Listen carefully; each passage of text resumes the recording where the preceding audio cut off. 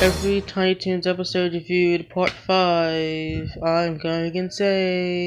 The first episode for this part is episode 41, Dating Acme Acre Style, where Buster and Babs in the wraparound scenes talk about something even more horrifying than college and taxes and cleaning a closet. Dating, cue Babs screaming. The first short is Buster's Guide to Dating, where Buster and Babs led the viewers through the incredibly horrendous task of asking someone out. It's an amazing 8 out of 10 classic. It's energy in the amazing Buster's Guide to Trilogy. Next is Love Stinks, where Calamity Coyote ends up being tarred and feathered by one of his own traps, which makes Fifi attracted to him. This one is an 8 out of 10 classic. Also, Calamity ends up getting revenge on Little Beeper by having him tarred and feathered and having Fifi chasing him around, so great ending for all. Finally is Dream Date Game, where Buster and Babs force Marty to compete on the game show with a prize to date with Mamara, which is kind of a sucky prize. This one is also another 8 out of 10 classic, so all 3 shorts and the overall episode together is an 8 out of 10 classic. Next is Luniversity Days, where before each segment, Buster and Babs sing about Ike University, and at the end of the third segment. This is animated by the horrendous Encore cartoons. The animation is really trashy, but not as trashy as in Strange Tales of Weird Science in the previous part. The first short is The Learning Principle, where Buster is sent to the principal's office by Yosemite Sam. Barely anything even happens in it, and it turns out that Buster disguises the principal for no reason the whole time to teach him a lesson about pranking the teacher the most correct way imaginable. There's a scene with Plucky being purple and with the wrong colors, so that's amazing. And speaking of purple Plucky with the wrong colors, that's also slightly related because it has something to do with the animation.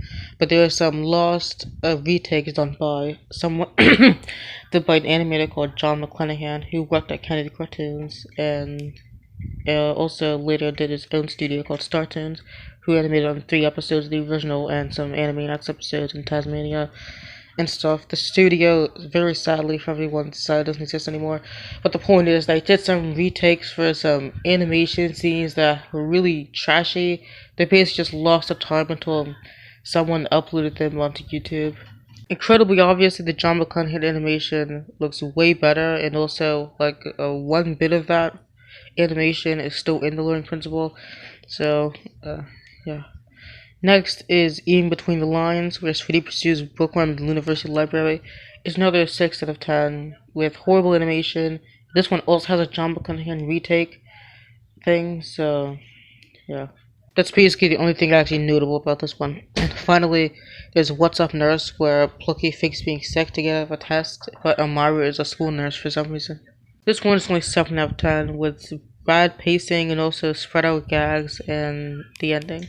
I watched the episode like at the beginning of this month. The month I'm recording this in is December. I watched it at the beginning of this month, but I barely remember anything about it. So that really proves the quality. The episode overall, the whole 3 short episode compilation thing, overall is 6 out of 10. Next is Besto Plucky Duck Day. There's only one wraparound scene at the beginning where Plucky introduced the show, saying it's going to be the best possible shorts ever even made ever. So yeah, this is animated by Kennedy Cartoons and has some of the best and most greatest Kennedy Cartoons animation out of the whole entirety of any episode they did. They probably won't sound like much to people who don't like it, which is most people. I honestly think they're overhated, but that's a topic for some other video that's probably when we made. First short, 1 minute till 3, where Plucky is waiting for the clock to strike 3. It's an amazing 10 out of 10 classic. It is animated entirely by Glenn Kennedy, and also the wraparound sequence. So, that's great, the first 7 minutes. And next is Sticky Feathers Dock, where Plucky and Hampton try to steal a candy bar from a store, but they later feel guilty about it. This one is as incredibly amazing as the first short. It's 8 out of 10. This episode also features a character that appears in this episode, and Gangbusters, another Kennedy Cartoons animated classic, which is, I think, an Indian character played by Rob Paulson. That doesn't really affect the rating. That just was something that was, I guess, important. Finally is Duck in the Dark, where Plucky stays the night at Buster's house and starts to have nightmares after watching a bunch of scary movies. This episode overall is 9 out of 10. Apparently, there are some original title cards to the episodes which aren't on the version that I watched for some reason, and there's just one title card that says all the writers and storyboarders and directors at the beginning instead of it saying on the separate short, but the separate shorts still have title cards with no credits for some reason. Anyway, the episode is overall 9 out of 10. Next is Hero Hampton, which has the least horrendous animation of all the Uncle Cartoons episodes. Also has some additional animation by Kennedy Cartoon for some scenes.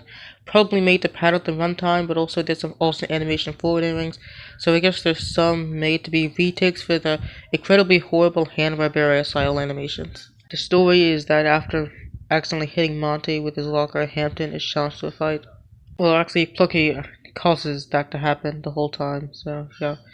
This episode is a great 8 out of 10 classic, despite the horrible animation kind of hampering it down a bit, but it just have good story and things.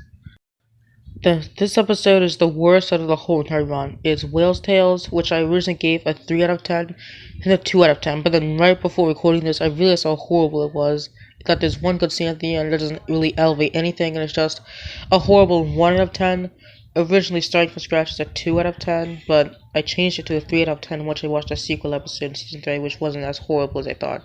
But that's not the point. The point is that this episode is so horrible and so boring. The stupid story is that Gotcha Grabmore is a pirate with an octopus crew for some reason, kidnaps a stupid whale's stupid mom, and then Mara picks up the baby whale. Then Buster and Bows get involved and they try to get the baby whale's mom. Mara has nothing to even do with the story, so why they write that in? Who knows? All I know is that this episode is so shitty, it's so boring with not a single joke in it. It has the worst pacing imaginable. It's not even supposed to be a sort of grand scale story, epic rescue adventure story. It tries to trick you into thinking that's that, but really it's just trying to teach you a message about whales being skinned for cosmetics products. Who the hell uses whale skin for cosmetics products? Maybe someone does. I'm too lazy to research anything that has to do with this shit of an episode.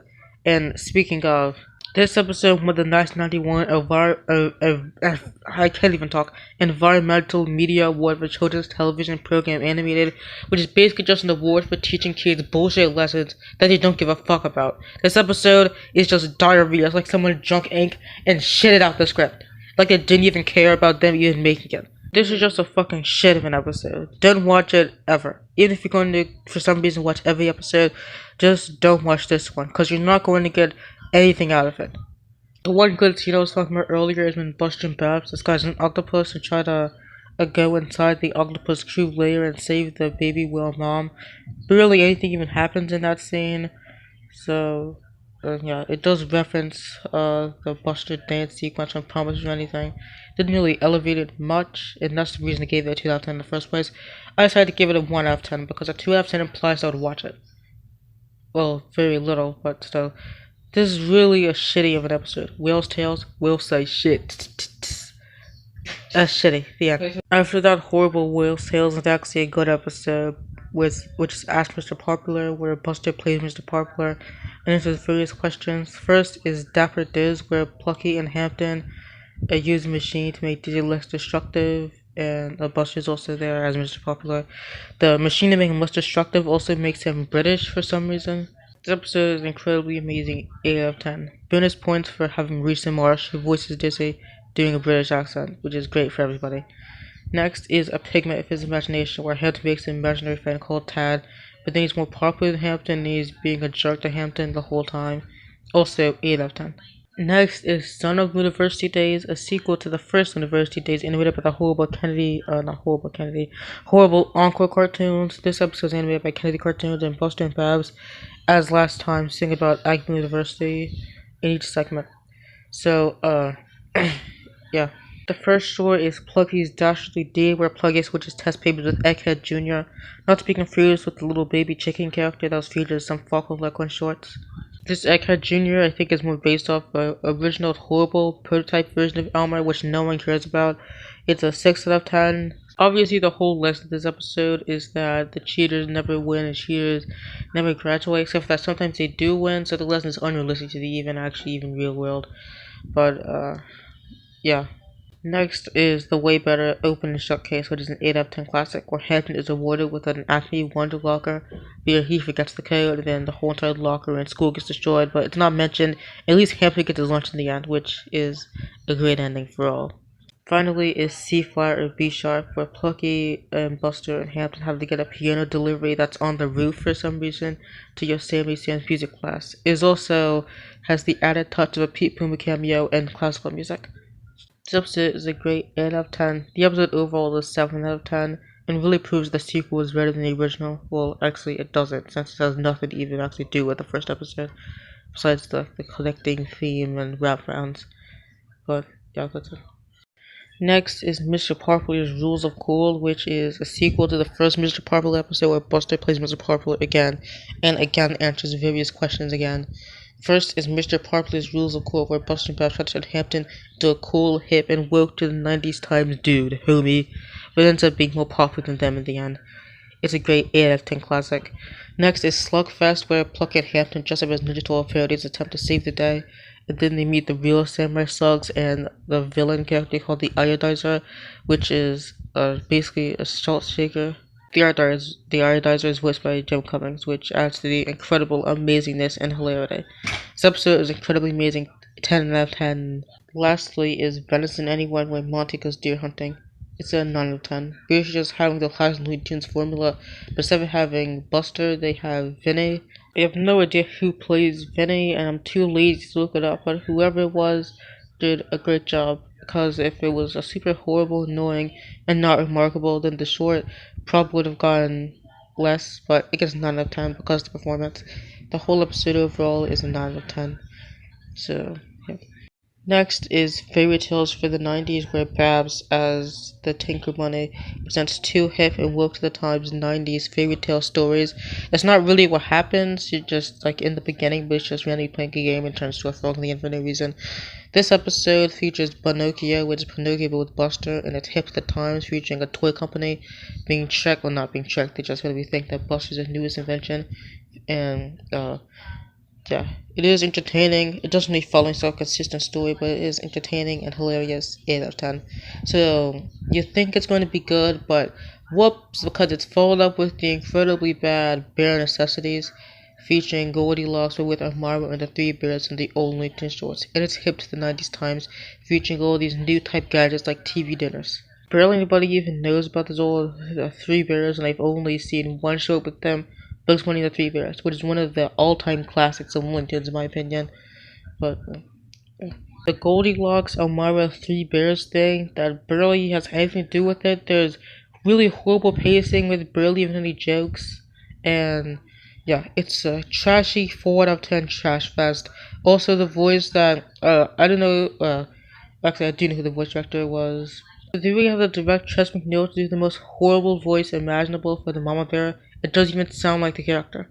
This episode overall is 6 out of 10. Maybe if they made the second short actually good or have a story, then maybe it would be good, but for what it is, it's not good.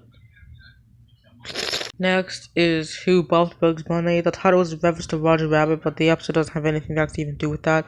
The point of the old plot of the episode is that a character called Sappy Stanley, which is a Jonathan Winters voiced elephant character, which is a thing that I just said, but anyways, he's jealous because Bugs won an Oscar for 99 Bugs. It's actually not an Oscar, and it's called a Schlossger, and he won the 1958 Oscar, even though 99 Bugs came out that year, so realistically it would be next year. I guess the Schlossgers work different. But, anyways, he's jealous of him, so they try to trick people into thinking that Daffy kidnapped him and killed him or something. Then Daffy ends up in jail, and Buster and Babs are on the case. The story is super bloated, with horrible pacing and barely anything happening, despite what I just said about it being bloated. There's a bunch of things going on, and yet nothing going on at the same time, so realistically it would bounce around and be normal, but it doesn't. There's barely any mystery, and overall it's just 4 out of 10. Also has some of the worst and cheapest Candy Cartoons animation ever, probably because I had a different animation director for some reason. Also, some alternate animation for ranks. I don't know if these are retakes or some kind of censorship or whatever, but it doesn't seem to actually improve the animation anyway. There is one scene where Sappy Stanley has no clothes, but then it's reanimated in some random foreign area, so that way he does, I guess, to fix the continuity. Also, I don't know if it was actually in the foreign areas or in the USA. I'm too lazy to look it up, and I don't care because the episode is trashy. 4 out of 10. As a sneak peek to the next part, it features the amazing Julie Bruin episode, a story taking place in the old Night Ages and the old Sherlock Holmes ages with the characters having British accents. Great for the whole family. There's a Duck Dodgers sequel, a Robin Hood story, episode starring Pat Buttram, an amazing story about the dangers of pollution, and best of all, an amazing short with a whole choke is that the characters have big asses. So I decided to say the best for last. Until part 6, bye, I'm going insane, send help.